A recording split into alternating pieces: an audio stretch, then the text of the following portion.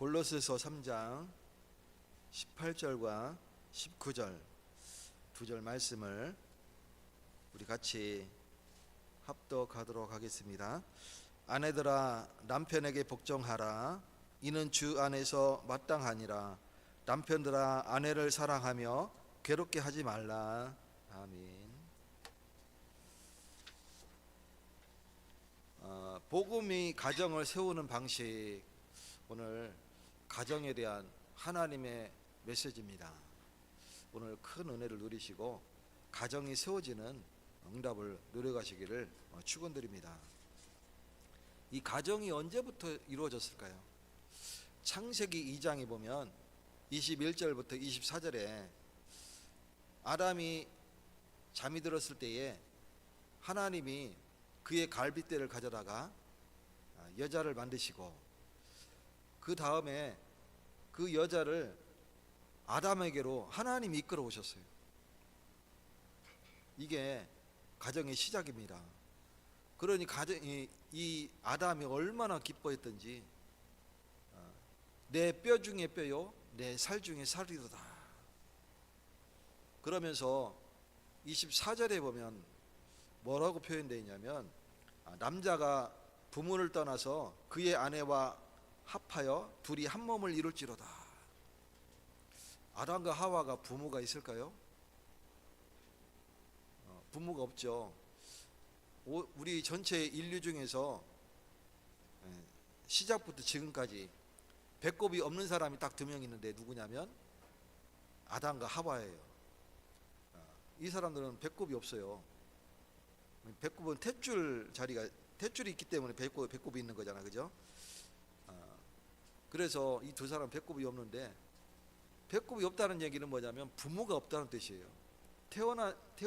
하나님이 지으셨지 내가 부모에게도 태어난 증거가 배꼽인데, 배꼽이 없다는 얘기는 부모가 없다는 뜻이에요. 그런데 오늘 24절에 보면 남자가 부모를 떠나서 그의 아내와 합하여 둘이 한 몸을 이룰지로다 이렇게 해놨어요. 말이 안 되잖아요. 지금 아담 얘기인데, 이거는 성경 기자가 해설적으로 이렇게 표현을 해놓은 거예요. 아담은 전체 인류이기 때문에 전체 인류를 들어서 아담을 대표해서 이렇게 써놓은 구절이에요. 그렇기 때문에 남자가 부모를 떠나서 그의 아내와 합하여서 한 몸을 이룰지로다 이렇게 기록을 해놓은 겁니다. 오해하면 안 돼요. 그래서 이것은 하나님의 창조 질서를 지금 선포하는 계시의 말씀인 것이죠. 그래서 25절에 보면 아담과 하와가 벌거벗었지만 부끄러워하지 아니하였다 그랬어요. 이 부부 사이에 부끄러워할 이유가 없는 거예요. 이거는 죄가 아니라는 뜻이죠. 하나님 은혜 가운데 이루어진 가정은 죄가 아니라 사랑이라는 것, 주님 안에서 사랑이라는 거죠. 부끄럽지 아니하다라는 표현은 주님 안에서 행복한 가정을 이루라는 뜻입니다. 근데 언제 이 가정이 깨졌습니까? 창세기 3장에 보면 죄가 들어왔을 때, 하나님과 인간 사이에 신뢰가 깨졌을 때, 불순종하여서 하나님을 떠났을 때, 그랬더니 어떻게 되냐면 먼저 하나님과의 신뢰까지 깨지니까 가정에도 신뢰가 깨지기 시작한 거예요. 창세기 3장 12절에 보면 하나님이 동산에 숨어있는 아담과 하와를 부릅니다. 아담아 네가 어디 있느냐.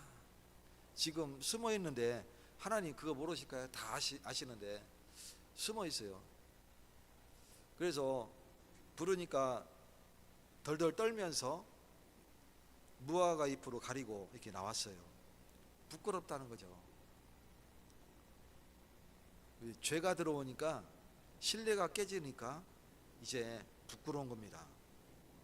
그래서 뭐라고 핑계대냐면, 당신이 내게 데려온 저 여자로 인하여 내가 이것을 먹었나이다. 부인과 남편의 신뢰가 깨졌어요. 그래서 가정이 깨지기 시작한 겁니다. 그것은 죄가 들어왔기 때문에 그래요. 그러면서 부모와 자식 간의 신뢰도 깨지게 되는 거죠. 부부 간의 신뢰가 깨지니까 완전히 가정이 파괴되죠. 부모와 자식 간에도 서로 믿지 못하고 신뢰가 깨지는 거예요. 왜 그러냐면 죄가 들어왔기 때문에 그래요. 죄. 기억해야 됩니다.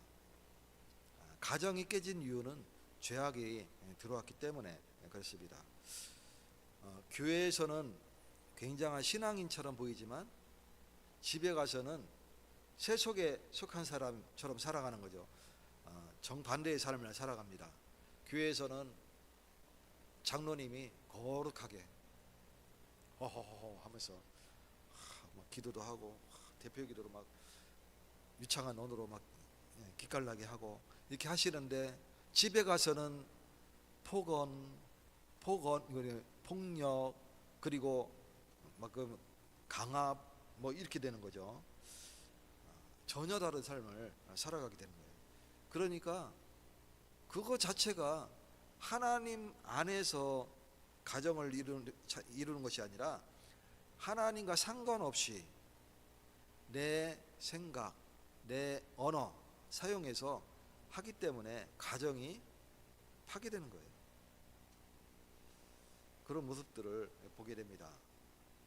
오늘 이 내용이 어떻게 보면 윤리적 내용인 것 같지만 17절과 19절 이 두 절을 보면 우리가 언약적 관점과 복음적 관점 이 두 가지 측면에서 우리가 보아야 됩니다. 아내들아 남편에게 복종하라. 이는 주 안에서 마땅하니라. 또 남편들아 아내를 사랑하며 괴롭게 하지 말라. 오늘 두 가지 측면에서 살펴보는 시간을 갖도록 하겠습니다.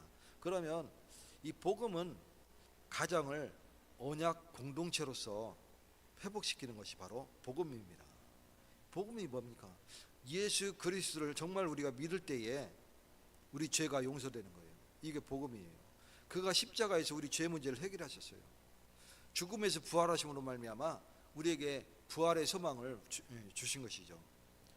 그래서 복음은 이 가정을 언약적 공동체로서 회복시키는 것이 바로 복음입니다. 오늘 18절에 보면 아내들아 남편에게 복종하라. 이는 주 안에서 마땅하니라. 오해받기 쉬운 구절이죠. 복종하래. 남편 여자는 부인은 남편에게 무조건 복종하는 거야. 주 성기도 타라 그랬잖아요. 그죠? 복종하는 거야. 오해하기 쉬운 구절입니다. 물론 복종해야 되겠죠. 여기서 복종을 우리가 생각하는 그 복종이 아니에요. 복종이라는 것은 우리가 생각할 때는 막 뭡니까? 나의 열등함, 강자에게 복종하는 뭐 그런 식으로 생각할 수 있어요. 또는 강요, 내 마음에 안 들지만 막 강요적으로 막 이렇게 엎드리는 그런 복종으로 생각할 수 있어요. 좀 다르죠. 주께 하듯 하라 이렇게 나와요. 그 얘기는 뭐냐면 언약적 관점에서 예수 그리스도로 말미암아 우리 죄가 용서됐어요. 그래서 우리는 주님 안에서 원래 인간을 회복하고 새 생명을 잉태하고 하나님 앞에 나아갈 수 있는 거예요. 거룩함으로. 그래서 예수님을 뭐라고 표현하냐면 신랑이라고 그랬어요. 우리 인간을 뭐라고 그랬냐면 신부라고 그랬어요. 신부된 우리 인간이 주님께 완전 복종하는 거예요. 그 모습을 지금 가정에서 보이고 있는 겁니다. 언약적 관계죠. 그래서 지금 뭐 우리가 생각하는 그런 복종이 아니라 주 안에서 마땅하니라 하는 것은 바로 이 관계를 얘기하는 거예요. 복음적 관계. 그래서 우리가 복음적으로 언약적으로 예수님이 남편이시고 우리가 아내구나. 그래서 우리가 그 예수님의 말씀에 복종하듯 육신의 남편에게도 그와 같이 하라라고 하고 있는 거예요. 이 내용은 복음적 내용은 지금 시대에서는 그 복음적 내용이 그대로 우리에게 들어오고, 지금은 남녀 평등 시대이기 때문에 막 복종을 꾹뻑하고 막 설거지하고 막 밥 해드리고 빨래하고 이런 게 아니죠. 그런 관계가 아닙니다. 오해하기 쉽지만 그런 절대 그런 관계가 아닙니다. 그래서 부인은 주 예수 그리스도 안에서 남편에게 정말 복종할 수 있는 그런 은혜를 누리시기 바라겠습니다. 말라기에서 2장 14절에 보면 너희는 이르기를 어찌 됨이니까 하는도다. 이는 너와 네가 어려서 맞이한 아내 사이에 여호와께서 증인이 되시기 때문이라. 여호와께서 가정을 세우셔야 되는 거예요. 그 창조 원리 속에서 가정이 이루어지는 거예요.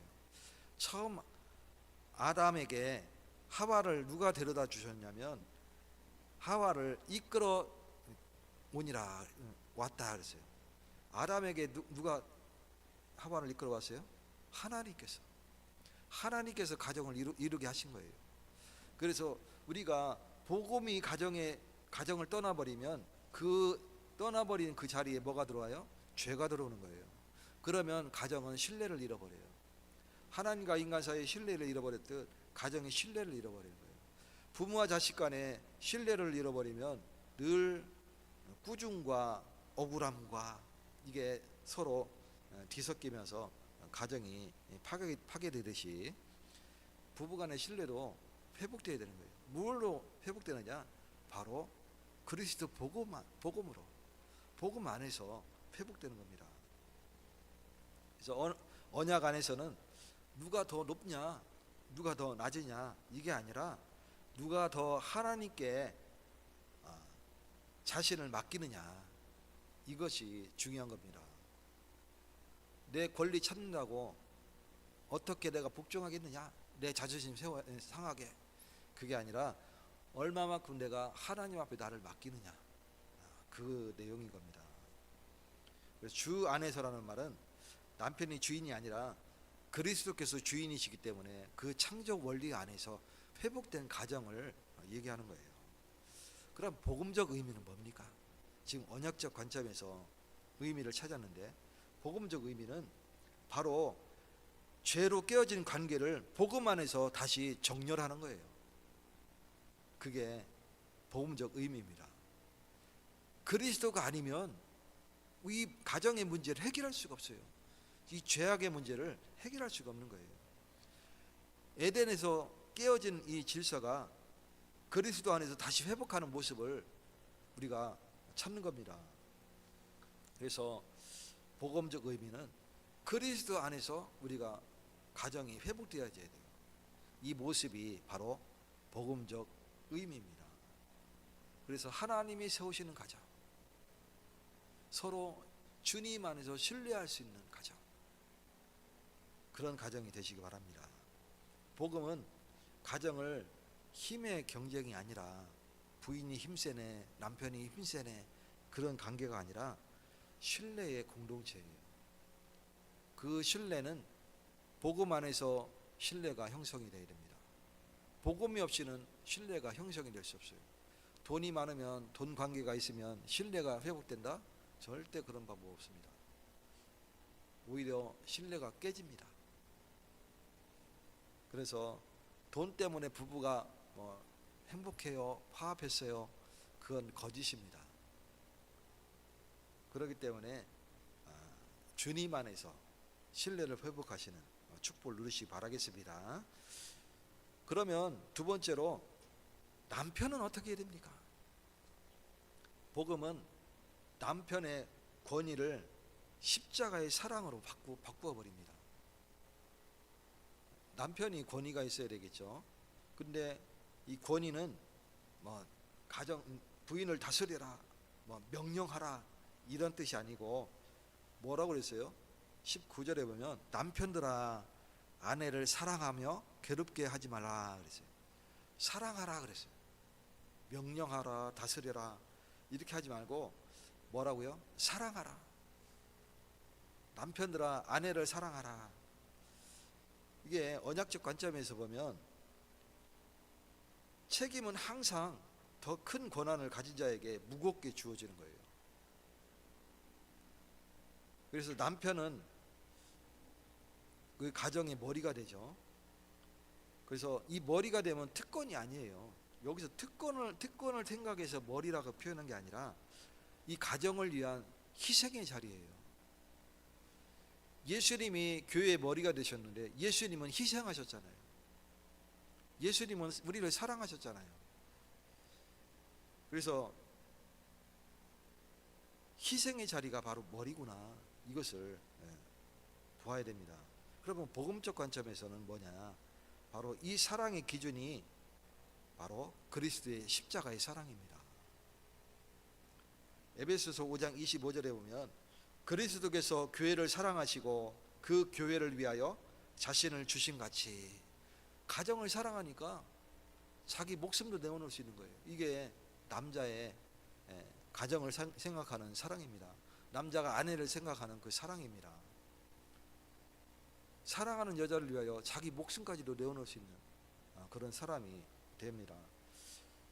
군인들이 전쟁터에서 나가서 목숨을 바칠 때는 왜 가감이 나가서 자기의 목숨을 내던집니까? 바로 사랑하는 가정 때문에 그래요. 내 부인, 내 부모, 내 자식들, 나라를 위해서 자기 목숨을 희생하는 게 아닙니다.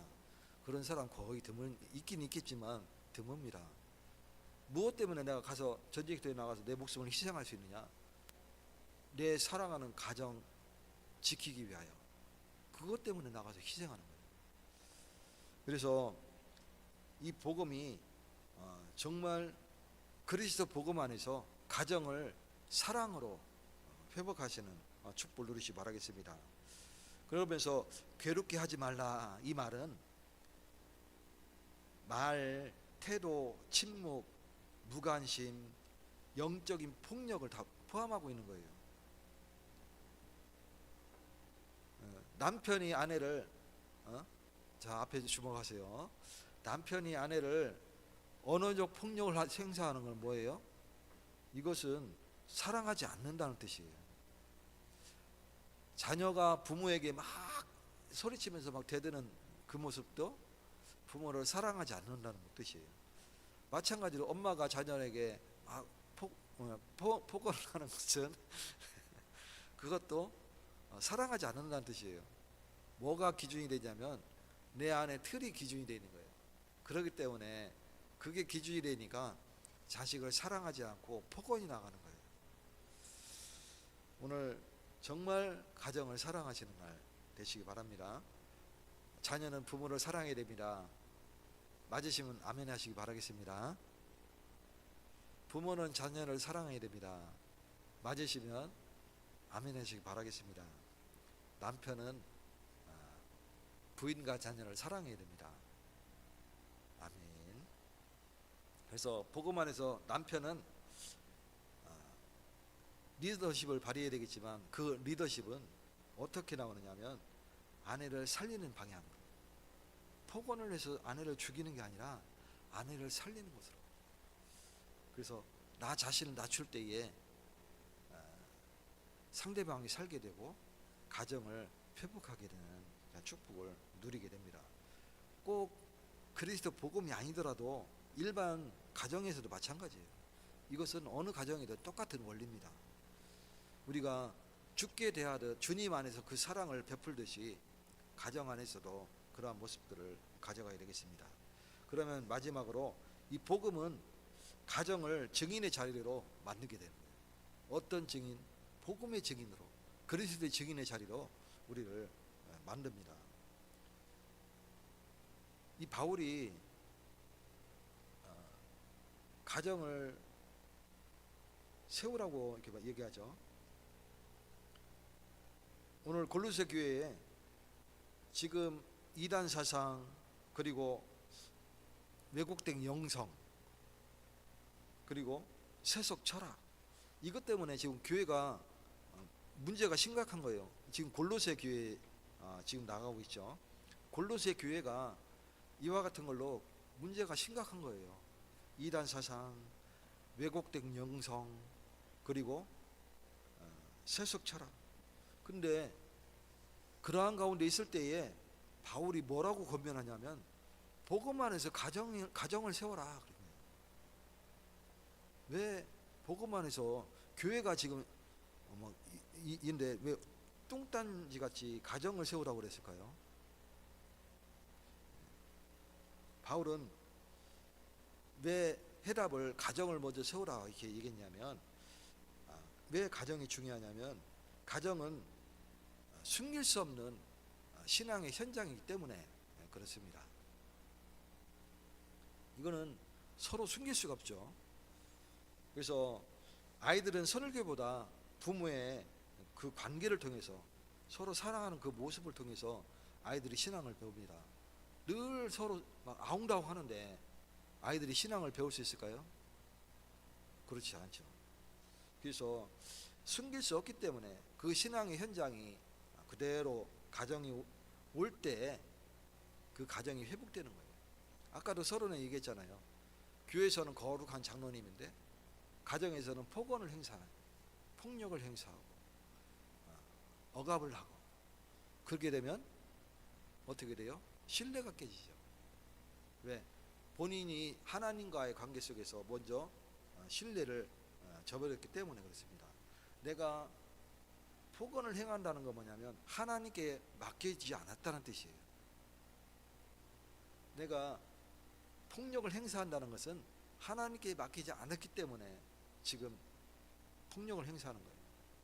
그리고 억압한다는 얘기는 뭐냐면 하나님께 맡기지 아니하고 내가 하기 때문에 억압하는 거예요. 하나님과의 신뢰가 깨져 있는 거예요. 내 스스로. 마찬가지예요. 그래서 가정도 부부가 사랑하지 않고 아웅다웅하는 것은, 그것은 하나님과 사이가 신뢰가 깨져 있다는 거예요. 내 스스로가. 그렇기 때문에 그 자녀가 그 모습을 그대로 담게 되는 겁니다. 이것은 설교보다도 더 강력한 접촉제가 돼요. 아이들에게 복음 안에서 그리스도 안에 붙어 있어야 돼, 복음 안에 있어야 돼, 접착제가 되지 않습니다. 저절로 붙는 건 뭐냐? 부모에게서 그 보여지는 모습을 통해서 사랑의 가정의 모습을 보면서 자녀가 배워나가게 됩니다. 요한복음 13장 35절에 이로써 모든 사람이 너희가 내 제자인 줄 알리라. 곧 너희가 서로 사랑하면, 너희가 서로 사랑하면 모든 사람이 너희가 내 제자인 줄 알리라 그랬어요. 사랑하지 않는데 아웅당하고 서로 싸우는데 모든 사람이 너희가 내 제자인 줄 모르리라 이렇게 되는 거예요. 그렇게 되면. 그래서 복음적 가정은 말로 전도하기 전에 삶으로 복음을 보여주는 증언인 것입니다. 오늘 복음적 신뢰를 회복하시는 날 되시기를 축원드립니다. 그래서 복음은 완벽한 가정을 요구하지 않습니다. 가정이 완벽하냐? 그렇지 않습니다. 가정마다 다 환자입니다. 그러나 가정은, 가족이라는 것은 서로 보듬어주고 상처를 싸매주고 그리고 포용해주는 그것이 가정이죠. 사랑하는 성도 여러분, 복음은 잘하라고 요구하기 전에 그리스도 안에서 용납되었다라고 선언하는 것입니다. 가정이 무너진 이유는 사랑이 없어서가 아니라 은혜를 잊었기 때문에 그래요. 하나님의 은혜를 회복하시기 바랍니다. 오늘 이 말씀은 완벽한 아내가 되라는 말도 아니에요. 흠없는 남편이 되라는 말도 아닙니다. 우리 인간은 완벽할 수가 없습니다. 그리스도의 십자가 아래로 다시 돌아오라는 하나님의 초청인 것입니다. 오늘 본문 17절에 보면 무엇을 하든지 말에나 일에나 다 주 예수의 이름을 하고 그랬어요. 무엇을 하든지 말에나 일에나 다 주 예수의 이름을 하고. 오늘 복음이 가정 안에 머물 때에 또 그 가정은 세상 가운데서 작은 하나님의 나라가 됨을 깨닫는 날 되시기를 예수 그리스도 이름으로 축원드립니다. 하나님 감사드립니다. 하나님의 은혜로 복음이 세우시는 가정, 하나님이 인도하시는 가정의 참 말씀을 우리가 들었습니다. 그리스도 안에서 서로가 사랑하며 올바른 가정을 회복할 수 있는 축복의 날 되게 하여 주시옵소서. 부모가 자녀를 신뢰하며 자녀가 부모를 신뢰하며 부부가 서로 사랑하며 하나님께 신뢰를 회복하는 축복된 가정이 될 수 있도록 성령으로 역사하여 주시옵소서. 예수 그리스도 이름으로 기도 올리옵나이다.